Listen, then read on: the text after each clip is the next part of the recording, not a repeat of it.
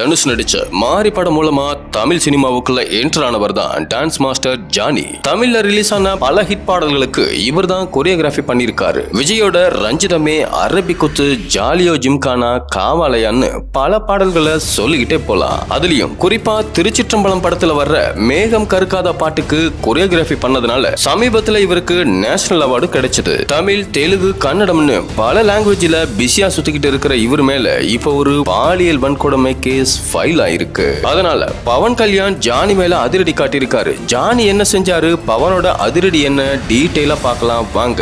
21 வயசான ஒரு பொண்ணு ஆந்திராவோட ராயதுர்கம் போலீஸ் ஸ்டேஷன்ல ஒரு கம்ப்ளைண்ட் ரிஜிஸ்டர் பண்ணிருக்காங்க. அதுல நான் சில வருஷமா ஜானி மாஸ்டர் டீம்ல வேலை செய்யறேன். 2019ல அவர் தான் என்ன அவரோட டீம்ல ஜாயின் பண்ண சொல்லி கேட்டாரு. அதனாலதான் நான் அங்க சேர்ந்தேன். பிறகு அசிஸ்டன்ட் டான்ஸ் மாஸ்டரா வேலை செய்யறதுக்காக சென்னை, ஹைதராபாத், பெங்களூர்னு பல இடங்களுக்கு அவர் கூட போயிருக்கேன். அப்பெல்லாம் ஹோட்டல்ல இருக்கும்போது அவர் என்கிட்ட தப்பா நடந்துகிட்டாரு. அத வெளியில சொன்னா என்னோட வாழ்க்கையே அழிச்சிடுவேன்னு சொல்றாரு. இப்படித்தான் கொஞ்ச நாளைக்கு முன்னாடி வேலைக்கு போயிட்டு வீட்டுக்கு வந்தப்போ என் வீட்டு வாசல்ல ஒரு பெட்டி இருந்துச்சு. அத ஜானி மாஸ்டர் தான் அனுப்பியிருப்பான்னு தெரியும். அடையாளம் தெரியாத ஆட்களை வச்சு என்ன போன்ல மிரட்டுறாரு. அவரால எனக்கும் என் குடும்பத்துக்கும் ஆபத்து உருவாகி இருக்கு. இது மட்டும் இல்லாம அவரை தவிர நான் வேற யாருக்கிட்டையாவது வேலைக்கு போனா ஜானியே அங்க நேரடியா வந்து என்னை விட்டு நீ எங்கேயும் போக கூடாது, உனக்கு எந்த சலுகையும் கிடைக்காம செஞ்சிடுவேன், இனிமே இண்டஸ்ட்ரியில நீ இருக்கவே முடியாதுன்னு சொல்லி மிரட்டுறாரு. இது போக பல சூழ்நிலைகள்ல அவர் என் வீட்டுக்கே வந்து என்கிட்ட இருந்து சில பொருட்களை எடுத்துட்டு போயிருக்காரு. ஒரு கட்டத்துல ஜானியோட ஒய்ஃபே அவரோட சேர்ந்துட்டு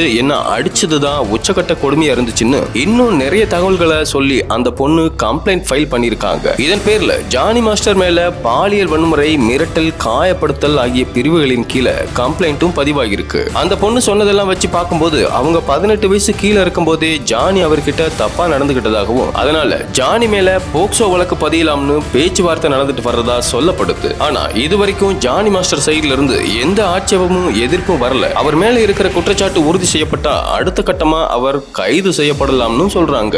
இந்த நிலையில தான் ஆந்திராவோட துணை முதல்வர் பவன் கல்யாண் தன்னோட ஜனசேனா கட்சியில உறுப்பினரா இருந்த ஜானி மாஸ்டரை கட்சியை விட்டே அதிரடியா நீக்கி அதிகாரப்பூர்வமா அறிவிப்பு வெளியிட்டிருக்காரு. இனிமே கட்சி சார்ந்த எந்த நடவடிக்கையிலையும் ஜானி கலந்துக்க கூடாதுன்னு உத்தரவும் போட்டிருக்காரு. இது எல்லாம் ஜானி மாஸ்டர் தெலுங்கு சினிமாவின் நடன சங்கத்தோட தலைவரா இருக்காரு. அந்த பதவியில இருந்தும் அவரை நீக்கி தெலுங்கு சினிமா சங்கம் அறிவிச்சிருக்கு. அவர் மேல இருக்கிற குற்றச்சாட்டுகள் தெளிவாகிற வரைக்கும் நடன சங்கம் சார்ந்த எந்த விஷயத்திலையும் அவர் தலையிடக்கூடாதுன்னு, மேலும் பாதிக்கப்பட்ட அந்த பொண்ணு சொன்ன விஷயங்கள் எங்களுக்கு ரொம்ப ஷாக்கிங்கா இருக்கு. அந்த பொண்ணுக்கு இப்போ சட்ட உதவி தேவை, அதனால நாங்க கண்டிப்பா அந்த பொண்ணுக்கு சப்போர்ட் பண்ணுவோம்னு சொல்லியிருக்காங்க. இதுக்கு அப்படியே ஆப்போசிட்டா ஒரு விஷயமும் சொல்லப்படுது. அதாவது கடந்த கொஞ்ச நாளா ஜானி மாஸ்டர் ஒரு அரசியல் கட்சிக்கு எதிராக பேசிட்டு வர்றதாகவும் அந்த பிரச்சனை பெருசாகி ஆரம்பத்துல அவங்க மூலமா நடன சங்கத்துல பிரச்சனை உருவானதாகவும் இப்போ அவங்க தான் ஒரு பெண் மூலமா ஜானி மாஸ்டர் மேல பொய் கம்ப்ளைண்ட் கொடுக்க வச்சிருக்காங்கன்னு சொல்லப்படுது. இன்னும் சிலர் அந்த கட்சி விஷயத்துக்கும் இப்போ ஜானி மேல கொடுக்கப்பட்டிருக்கிற கம்ப்ளைண்ட்டுக்கும் சம்பந்தமே இல்லைன்னு சொல்றாங்க. உண்மை என்னன்னு ஜானி மாஸ்டர் வாய திறந்தா மட்டுமே வெளியே வரும். கேரளாவுக்கு அடுத்தபடியா இப்போ தெலுங்குலையும் பாலியல் புயல் உருவாகி இருக்கிறதாகவும் இதனால இன்னும் பல விஷயங்கள் வெளியில வர வாய்ப்பு இருக்கிறதாகவும் தெலுங்கு சினிமா வட்டாரங்கள்ல பேசிக்கிறாங்க. இந்த தகவல்கள் உங்களுக்கு பிடிச்சிருந்தா நம்ம சேனலை சப்ஸ்கிரைப் பண்ணி கமெண்ட் பண்ணுங்க. நன்றி.